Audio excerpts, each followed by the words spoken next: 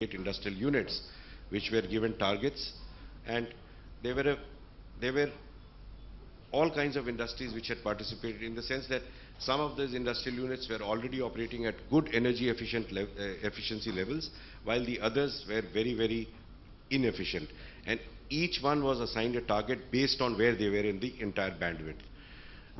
The results have been very good, and now we are launching the second PAT cycle, which has been notified as of today. Yesterday the notification process has been over, and the government has notified it from today onwards, which will be for the next 3 years, and 2019, March 2019, this will get over. In that, one of the sectors which has been included is the DISCOMs.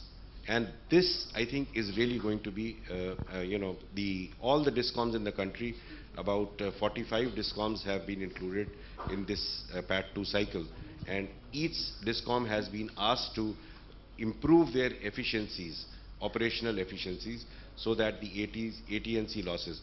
Now, there is no way, it's basically the loading has been done on the T&D losses, not so much on the commercial losses, because the commercial is basically theft and all, and that really is something which is not beyond, is beyond our control. But the T&D losses have to be brought down, and that is a parameter which has been used. So we are going to be now seeing how the DISCOMs really participate in this scheme, and how they improve their energy their efficiencies. So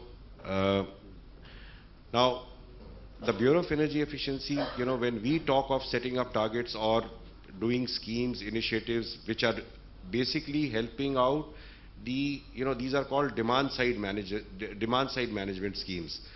Basically, they are helping the end consumer.